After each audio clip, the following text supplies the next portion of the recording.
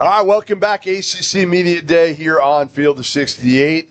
And it is time to welcome in the Duke Blue Devils. Maliq Brown, Caleb Foster. Tyler's having trouble over here. He's having trouble with Dookies so close to him. Yeah. He starts to foam when this happens. But maybe you're all right now. All right, I'm going to start with Caleb because I think this is one of the coolest, most underrated stories in college basketball. Sure. The return of Caleb Foster to Duke. Yeah. You could have easily gone elsewhere. Yeah. Didn't have the easiest year last year. You know that. I mean, it was a tough year for you. You decided, like, everybody wants the easy way out nowadays. Yeah. And you know what you did? You said, like, I'm going to work for this. Yeah. I'm going to fight. I'm going to come back. I love Duke. And I'm going to compete for minutes, for a starting spot, whatever it is. Yeah. Why? Like, to me, I have so much respect. Yes, so much respect for what you did. Yeah, no, I mean, I think it just goes back to how I was raised. I mean, I looked at the end of the season, there's a lot of stuff that I could have controlled and done better. And then Duke is obviously the highest level of college basketball. Obviously, I would dream to play in the NBA, and there's no other place I'd rather be and prepare me for that. So I think coming back here and battling for what I think is right is why I made that decision. Were you surprised? Honestly, tell me the truth. I wasn't surprised. We obviously had talks about this just after the season was over. And just the returners that came back, we were all on the same page. Just knowing where we left off last year, we obviously still have a chip on our shoulder. And just knowing where we left off last year, how we wanted to finish this year. For both of you guys, last year you guys had a great year. I know you're disappointed because you didn't end up with a national championship, and you guys are talented enough to win it. But it's a little different this year. This group's a lot younger, right? I mean, and your freshmen, you guys have seen him. No one has seen him more than you guys. But how have you guys' role grown from a leadership perspective with a team that's really, really young? I mean, like, obviously, you know, having the young guys here, we got to help them get up to speed to what to expect. I think it's just been a good challenge for me and Lee to help them develop and help them know what to expect and just be there for them, you know, because we know coming in as freshmen, we know what they had to go through and the struggles of if I'm going to play, if I'm not, what I need to do and what I don't. So, I mean, just to be there for them, whatever they need, and just help them to know what to expect to come in this year. I agree. Just obviously being in those positions, those same shoes that they are now, just, you know, coming in as a freshman, you don't know what's going to happen. You know, you're thinking about minutes, you're probably thinking about points, you're probably thinking about anything, obviously, as a freshman. So just knowing that role of what they've been in, just trying to help them as much as we can just to take the load off their shoulders. Maliq, we know you're a great defender. I think one of my favorite clips online that, you know, kind of circulates is like, Coach Shire saying, man, you have to shoot the basketball. Like, this has to come. Yeah. You have to get comfortable with it in practice. Has that been the singular point for you over the summer, or is it a lot of other things, just being able to expand your game out? Because you have some guys that are going to be able to space the floor. Yeah. Man, your shot looks good. Like, you just got to fire it. Yeah, definitely. Obviously, the main thing for me this offseason was just getting my mental and everything right, just from the injuries and stuff. Sure. Just getting back healthy. But now just listening to Coach Shire and the rest of the coaches and staff, just preaching about everything I worked hard for, just taking those shots and just being more aggressive on the offensive end was what I'm looking forward to this year. My question for you guys is, I've lost at the Final Four too, and how have you guys used that to kind of motivate you throughout the whole summer, and how have you handled that? I mean, obviously, we had 5 returners coming back, so we knew that 5 returners were coming back. We just talked a lot of talks before the season or before like the newer guys that came during the summer, just talking to our coaches and stuff, just knowing where we left off last year. But then also having those talks with him and the rest of the sophomores, just knowing what we can do to help our team, the newer freshman guys and the guys who transfer in, be more accustomed to the brotherhood and just making it quicker, just to trust the process and just knowing we don't want to have any slow start. If anything, get a head start to going into the season as much as we can. Yeah, I mean, it's definitely heartbreaking. I mean, I think that last year we did a good job of following in the details, but the biggest thing I think to win at the highest level is to master the details. It's just a small mistake can cost you to win and lose a game. So I mean, I think that's been a big focus on us as a team and just us getting used to the freshmen and telling them like just the margin of error is really low in college basketball in order to win a national championship. So that's the biggest thing. So I'll go out in July, all of us will, and watch some of the really good young players. So watch the Boozers a lot over the last few years. all those dudes did was win. Yeah. Like, it's crazy. They don't lose. So one of the things when people say, like, they're asking, you know, who's going to win it all? And I'm like, honestly, I think maybe Duke can win it all. They got these freshmen that all they do is win. You got you as upperclassmen.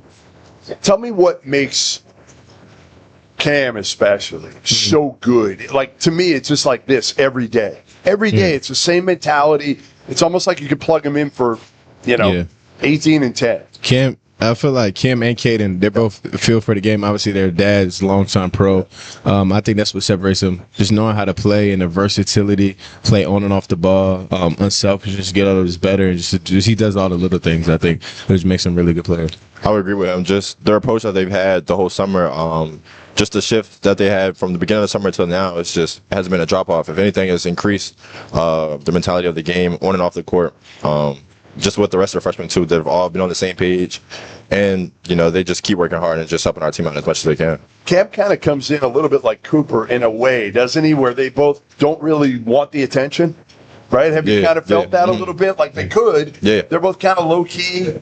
Cam even more. I mean, Coop did it on purpose in a way, right? Like he didn't do any interview one-on-ones all year. But like Cam just feels like they're both, like when you talk to them as media, they're both fine, they're good, but they just don't want it. Yeah. It's kind of crazy. Yeah, I mean, they're both really good players, good dudes. I mean, they're just hoopers, man. They don't really care about anything else but hoops, and I think that's what sets them apart. Day in and day out, that's all they came here to play basketball. They don't really want all the attention. They want to win. So that's what I really like about them. I agree. I feel like just with Coop, I mean, obviously just being on the team last year, the attention he's had the whole year was just something definitely hard for a freshman. I mean, then just with Cam Boozer, he's the same attention as Cooper was last year, just obviously because of his dad played at Duke and what his dad did in the league. And then Cam just being one of the top seniors in his class was just something that he just already knew what it was. But now he's turning the page and looking into college and just showing that he's ready for his college year to start.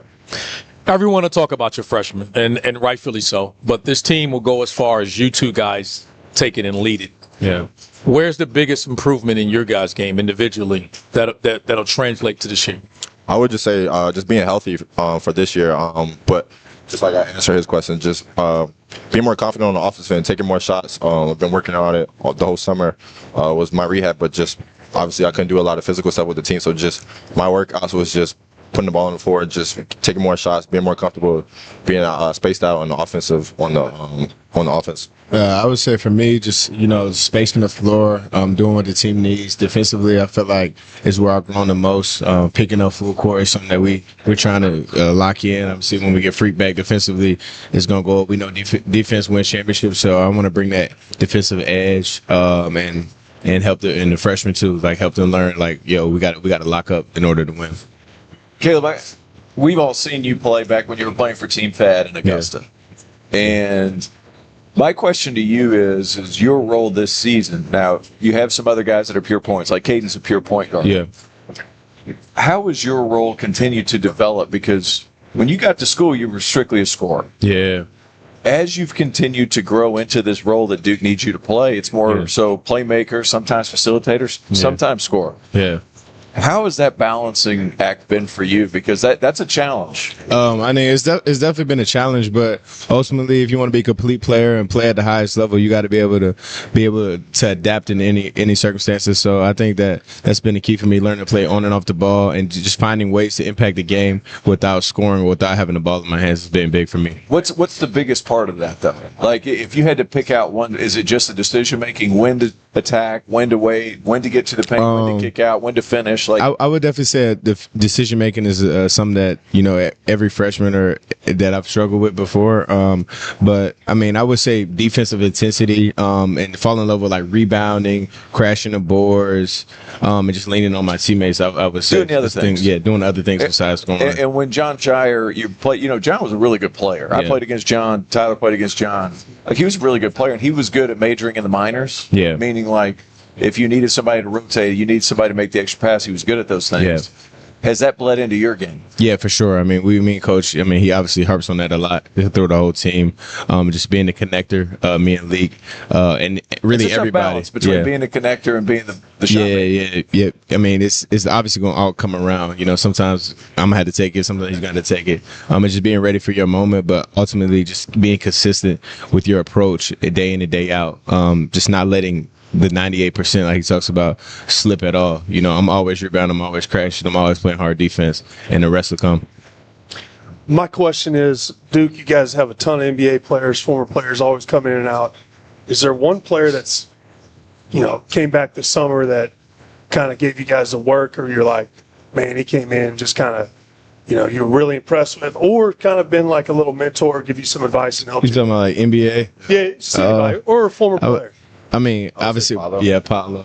just We saw the film. Paolo was going nuts. Yeah. Obviously his physicality, what he could do with the basketball, but just outside of basketball, just the way he's talked to us, and I mean, just not for him, but just all the guys that came back, just teaching us, what really goes on, and just telling us, the right and the wrongs. So it's just always good to have that in your corner. Somebody that's not going to sugarcoat anything, just telling you what it is. Paolo's a beast now. Who can speak Spanish better out of the two of you right now? Who's doing better? Caleb. I mean, it's hard, but Struggle? we're making it. Is it a struggle? Yeah, it's hard. That Spanish class is You guys taking a class together? We've Yeah. been taking Spanish since We take first day of summer. 1, 2, and 3. Summer right. 1, 2, yeah. The whole summer The right whole now. way through? Whole summer. It's the last one though. Last one. So by December we're done. You're out. Yeah, You're we're out. done. Yeah. Done. It's Yeah. Impossible. Yeah. It's So impossible if you're not in the mix. yeah, you had to speak hard. it. You don't You had to really- speak It almost kept me from graduating. I mean, speaks man. I'm serious. I'm very serious. I played played as long as I could. I played in Spain for 2 years. I don't speak a lick of Spanish. It's terrible. I tried, man. All right, give us one thing. Terrible. One thing. We got Shire coming up next, and he's like the choir boy, right? The golden child forever at Duke. Give us something good. Give me something good, dirt, anything. I won't tell him you said it. All right? Give me something Dirt. good I can rip on him for. Dirt. Anything good? Come on. I mean, we be doing some shooting contests at the end of our practices during the summer. We was doing like some workouts. And Coach Shire, he usually picks a player from the throughout the locker room, and we have to go against him. But I don't think he's lost the game yet. Really? Wins every one? Yeah. Nah, he ain't beat me though. He ain't beat me. He ain't beat me. He ain't beat me. Ask him about that. Caleb did beat him, but I don't think anybody else has lost. Everybody else? Yeah, Yeah. I don't think anybody else has won the game. He can still shoot. Yeah, he still can shoot. I think he's retired from basketball though, but if shooting a game, you don't want to see him in shooting game. We want to see a pickleball game between Shire and He also, Hansborough. Oh, he also plays tennis. Yeah, Yeah, he he- plays tennis. Yeah, but he won't play me. Yeah, he's I already went down there for like. I don't know if you want that though. I don't know Went if you down want there for that. 2 days. I saw you walking out of the building. I don't know if you want to play him though. He play I'm not every worried day. about him. Yeah, Trust me. We Nah, he's can't wait to nice. get up in your Carolina gear and his Duke gear. Oh, and that was pickleball. phenomenal, right? The trash talking that would go on by Tyler, right? You can do it, yeah. You do it. Yeah, Well, absolutely. Right. Next up, he's Yeah. going to challenge him and Shire back down. Yeah, He'll yes, back sir. down. Listen, guys, great having you. Glad both of you came back. Can't wait to see you guys this year, and good luck. All right. Yes, sir. Thank y'all so much. All right. Maliq Brown, Caleb Foster up next. Duke head coach John Shire. The college